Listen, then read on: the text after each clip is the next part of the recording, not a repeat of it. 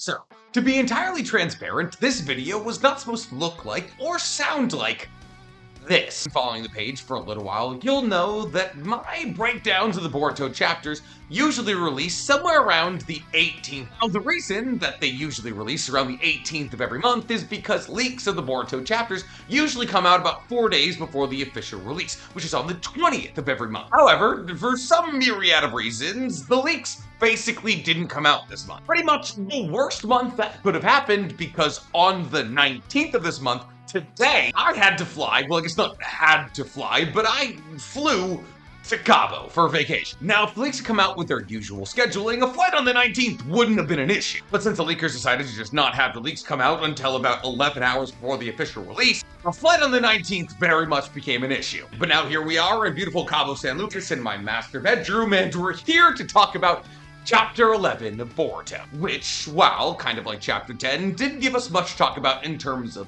theories, did definitely push the plot forward of this manga in a huge way. See, because while Chapter 11 itself was a very fight-heavy chapter, and therefore plot and exposition did kind of take a back seat, Chapter did give us a massive amount of very crucial information about how Himawari's Kurama mode works. Well, unfortunately, the battle between Himawari and Jura was cut short by the fact that it was Himawari versus Jura. It has been confirmed that I was correct in my synopsis of what Himawari's mode would be. What else is new? And it was confirmed that Boruto is undoubtedly now the plot device of this. An MC who's always going to seemingly figure out how to fix the problems of the world with little to next to no dip. And while that realization isn't exactly my favorite, because this chapter not only saw 1, but 2 female MCs being saved by Boruto, unfortunately, when you consider the power scale of this universe and who those 2 MCs were battling, the only real person who stands a chance in battle against them is Boruto. However, just because this chapter did see both Himawari and Sarada being rescued from their respective battles by Boruto, doesn't mean that I believe that Boruto is going to head in the same direction as Naruto and Naruto Shippuden, where every female mainish character is going to be relegated to a side character so that the main big boys can beat all the other main big boys. No. Instead, I believe the revelations given to us throughout this chapter, whether it be the context of Himawari's Kurama mode and how it works, or Sarada possibly piecing together how Hidari could be connected to Sasuke, will serve as foundations for the battles that we've now seen started between Himawari and Jura and Hidari and Sarada, so that over the course of Two Blue Vortex, these battles can become all the more important. And thus, while it might seem like, to the untrained eye, that Chapter 11 of Two Blue Vortex didn't do much for the progression of the plot of Boruto, in actuality, it accomplished a whole lot. And more importantly than anything, I was correct in my theory. I gotta say, feels good to be right. With all that said, we still have a ton to talk about with Chapter 11 of Boruto, because today we're talking Chapter 11 of Boruto Explained. Well, before I get to explaining anything, guys, please, for me, like this video, subscribe to the page, and hit that noti bell. And if you love the idea of me breaking down some of your other favorite manga and anime, go ahead and follow my other channel, The Weeb Commander, where instead of talking about Naruto and Boruto, we talk all other anime and manga. And if you just like the idea of me talking about anime and manga, go ahead and follow my anime podcast, Otaku's Anonymous, where me and Daddy Mata break down everything that happened this week in anime. It's available on YouTube, Spotify, and Apple Podcasts. So, question for you. Did you like nonsensical Chakra Jesus Naruto in the 4th Great Shinobi World War, walking around with his sun seal and healing everybody from Kakashi to Obito to Might Guy? No? You didn't? That's bad news. Because boy oh boy, do we have Chakra Jesus Part 2 in Chapter 11 of Two Blue Vortex. What do I mean by that? Well, Chapter 11 of TBV starts off where Chapter 10 left off, with now infuriated and ready to battle Himawari in her new Kurama mode, stepping down from the tree that Jura tried to swallow her up in. However, instead of immediately pressing the offensive against Jura, Himawari does something different. Because between Himawari and Jura is the most beautifully decorated Christmas tree of all time, with Inojin as the star. And as Himawari descends down from the tree that she busted open when Jura tried to swallow her up in it, Jura wonders out loud, I assume this new mode has something to do with the Chakra of the Nine Tails, but I don't know what it could possibly be. And Jura isn't the only person getting introspective over Himawari's new mode. See, because as Shikadai sees Himawari descend down from this tree and begin to walk towards Inojin, thinks to himself, that's odd, I saw her leg get broken in like 3 different places. And yet now, seemingly, her leg is fully healed. But Himawari's leg isn't the only thing that's gonna be fully healed, because Himawari, with her now fully healed leg, walks on over to Inojin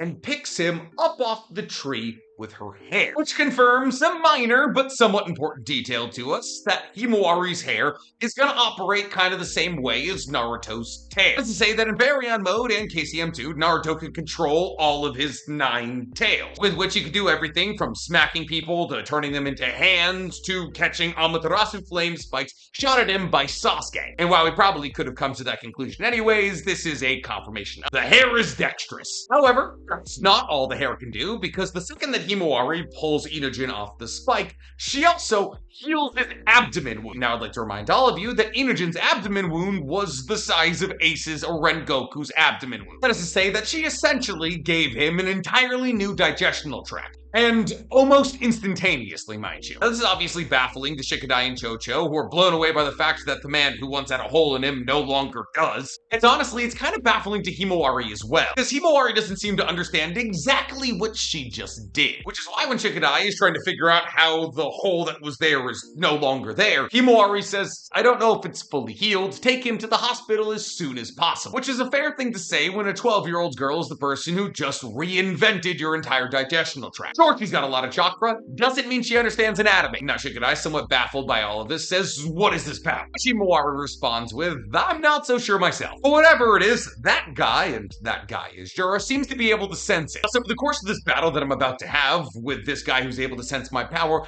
I'm gonna confirm what's going on here. Now, to this point, then we get into a couple panel streak of just saying the obvious. Himawari says, I'll defeat him, because if I don't defeat him, he'll defeat me.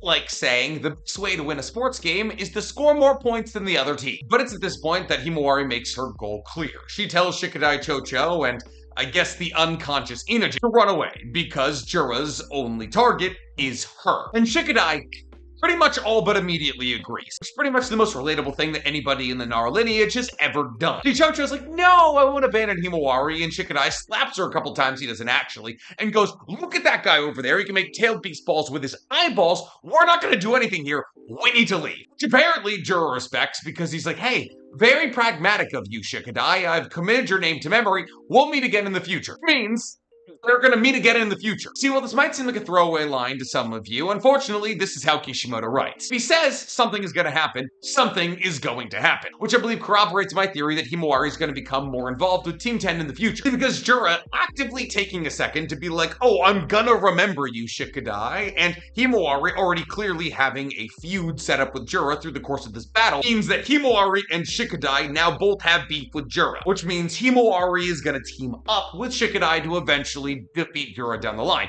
which is interesting because I genuinely believe Jura was going to be Boruto's opponent. But this chapter and a couple of previous chapters have very clearly laid out to us that Himawari is actually Jura's future opponent. Now, Chocho's still yelling about how she's not going to leave Himawari, saying, I can't accept that, we're not going to leave you behind. To which Himawari says, I'm pretty much at a loss myself here, but with a certain amount of power comes a certain amount of responsibility. Yes, she's Spider-Man. 8 legs, 9 hair things. I mean, who's really counting anyway? Now, to this point, the Himawari says that her father and Oni-chan, that being, well, I guess Kawaki, but Boruto, would do the same thing. The same thing being staying behind and battling against the bad guy. At this point, the Chocho says, okay, I'll go, but don't forget our promise. We have to get pancakes tomorrow. To which Himawari then proceeds to say one of the most relatable things I've ever read in manga.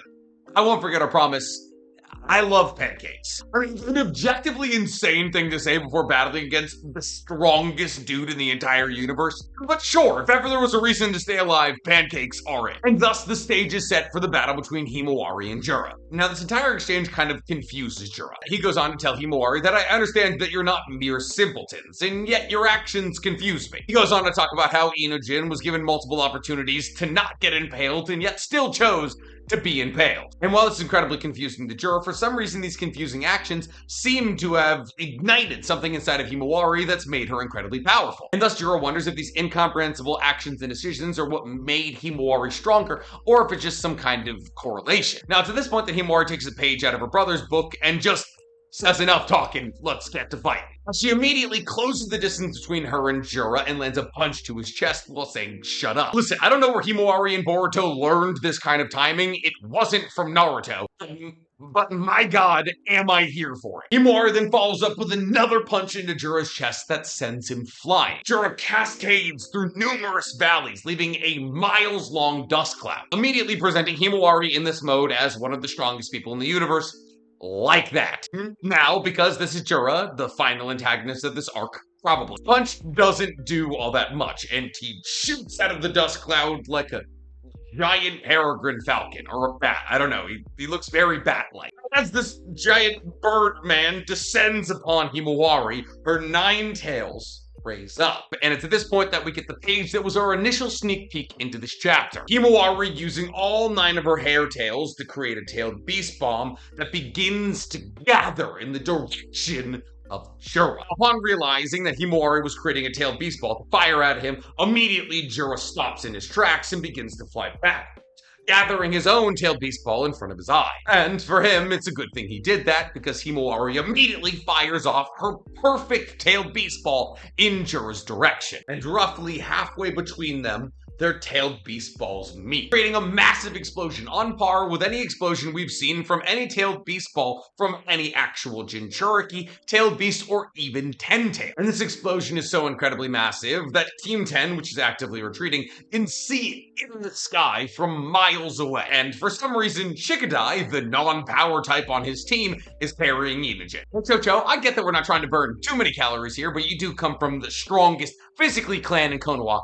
Maybe you carry Inogen. Anyways, we now cut back to Himawari, who's standing in the middle of a crater, as the pressure of simply firing off her own tailed beast was so incredibly grand that it created a crater around where she was standing. Now, to this point, the Jura becomes well and truly intrigued, saying that your power goes without explanation, as it's tied to Kurama, but you being able to fire a tailed beast ball at this stage in your process is insane. Jura tells her that he understands that with the Nine Tails power, achieving this level of power would be possible. Being able to achieve it in such a short amount of time speaks to a rapid evolution, which is mind-boggling. And immediately after Jura is done complimenting Himawari, he says, however, and then proceeds to headbutt her. Like, it's so hard. French dude from the World Cup in like 2008. I've aged myself. However, just because she received the flying headbutt of a lifetime doesn't mean that she's out of the fight. In fact, Himawari regains her footing all but immediately, just to have Jura appear behind her once again. So Jura decides to make his point somewhat final and bicycle kicks her head into the ground. However, as he lands on the ground, he begins to say, this is the first for me. His first time ever roundhouse kicking a 12-year-old girl. No, not actually. In actuality, what he's talking about is how this battle against Himawari is the first time he's ever been able to try in combat. Which means everything he did against Kawaki was next to no effort. Which means he literally no-diffed Kawaki. We then cut away from the Himawari and Jura fight to pop in with Sarada and Hidari. When we pop in, we see that Hidari is on the ground with smoke coming from his abdomen. Sarada, incredibly dumbly, says, oh, that's a fatal wound. It hurts, doesn't it? Why would you ever call a wound you inflicted on somebody fatal? She says, it's okay. You have some time to talk to us. Tell me, what are you? Why can you use Chidori? At which point, Hidari just kind of like sinks into some claw marks and then comes out of the claw marks healed, which is wild. My only standing thesis on it is that the reason that Hidari and Jura can use the claw marks is their connection to the Ten-Tails and the augmentations that Code did to them, and therefore by jumping into the claw marks is a possibility that they're re-tapping into a well of Ten-Tails power that allows them to heal themselves, much akin to how Himawari was able to heal both herself and Inogen. Thus it does get revealed this chapter that Himawari is much closer to the Shinju than anybody even realized. You know, might have been something I hypothesized. But yeah, the important takeaway here is Hidari pops out of the claw marks completely healed. And it's at this point that he begins to fixate real hard on Sarada, looking into her eyes and saying, those eyes, I heard from Jura. They're the Sharingan, right? He then continues on by saying, oh, the skill I used earlier, the one that Sarada dodged, it's called Chidori, right? In order to use it effectively, I need the Sharingan, like you have. While that may seem like an inconsequential line, that's a massively important line for the lore of Naruto. See, for those of you who don't know, Hidari has 2 Rinnegan.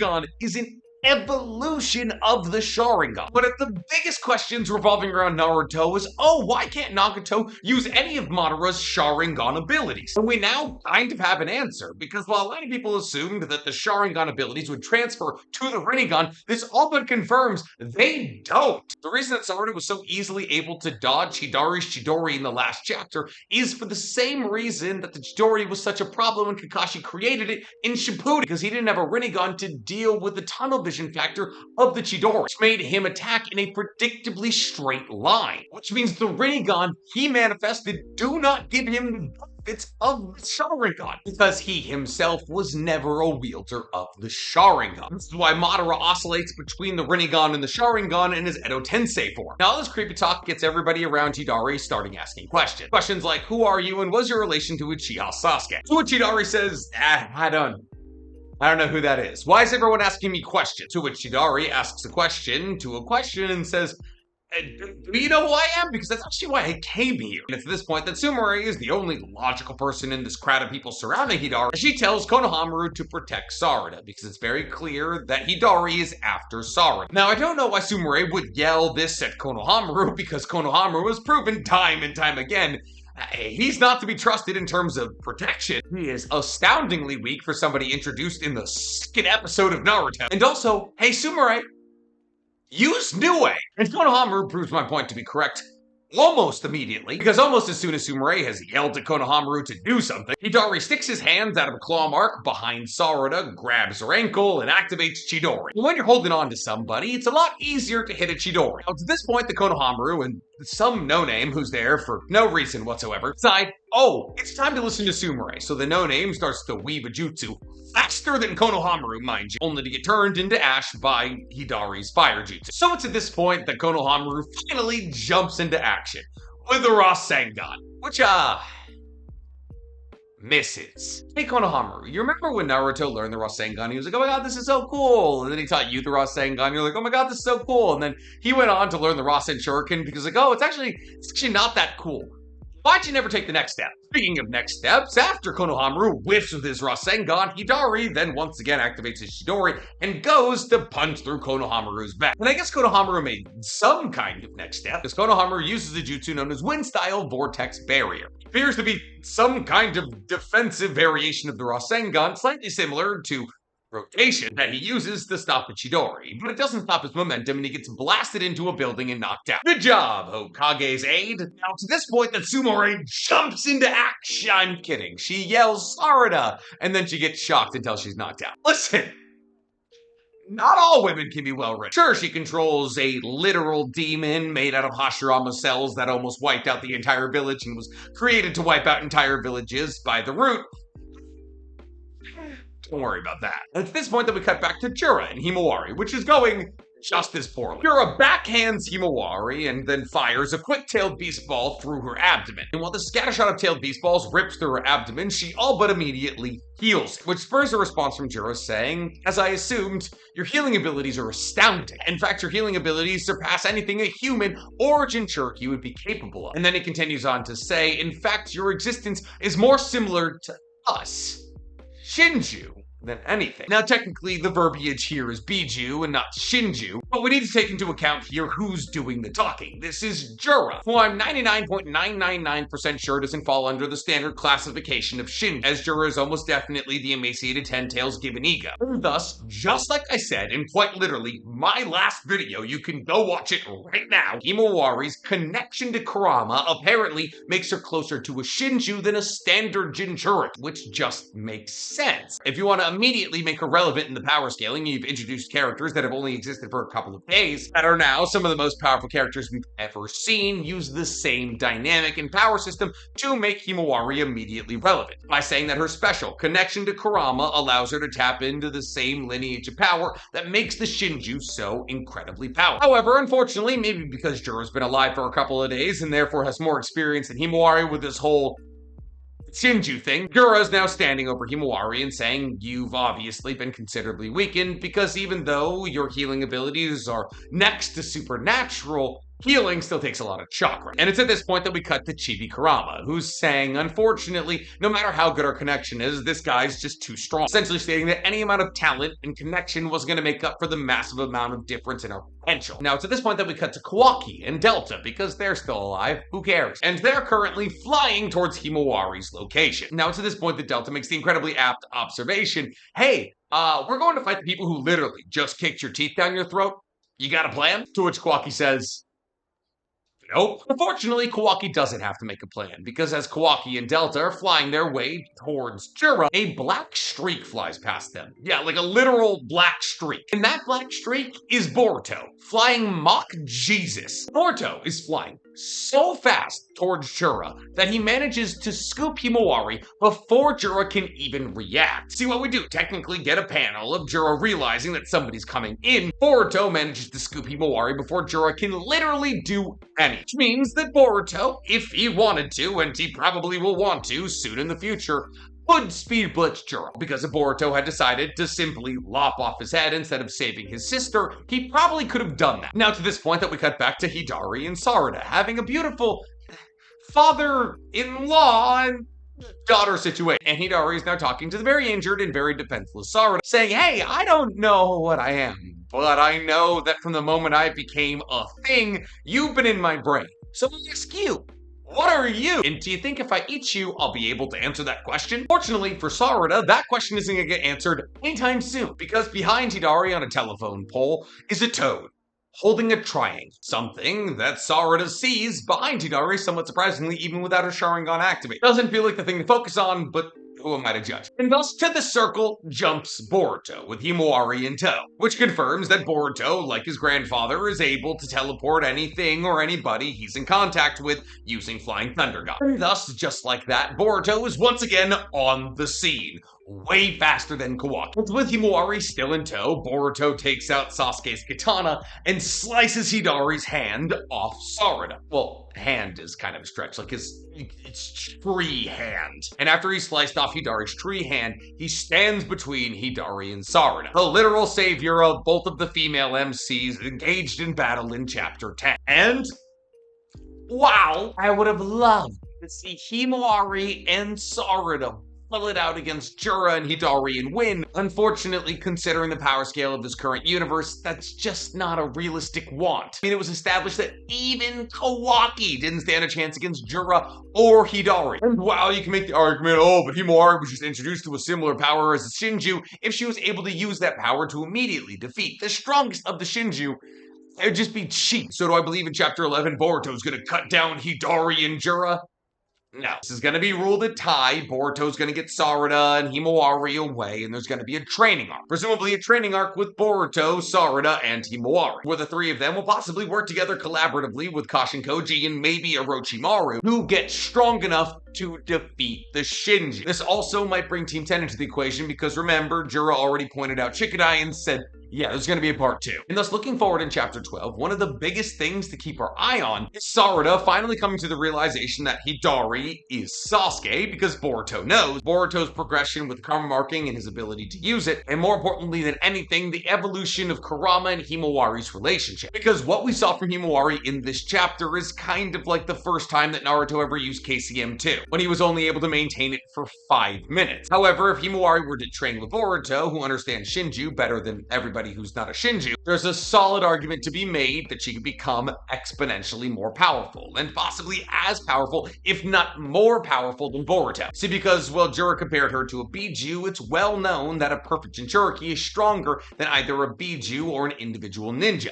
The sum was greater than the parts. And thus, I really believe what's being talked about here is the special mechanic that allows for the Shinju to be so powerful is being applied to Himawari, like I hypothesized in my previous video. And thus, if you want a deeper dive on what I believe is going to be Himawari's future, go ahead and watch my last video. But all in all, this was an incredible chapter, filled with some compelling fights, and wow, we're now out of those fights and probably heading towards a training. That probably means more plot, which means more theories, which I can live with. I'm curious to hear from you guys. Did you enjoy this chapter? Where does it fall in terms of your enjoyment of the 2 Blue Vortex chapters? Tell me in the comments below, and while you guys are down there, please, for me, like this video, subscribe to the page, and hit that noti bell. Now, if you'll excuse me, it's midnight in Mexico. I'm going to bed.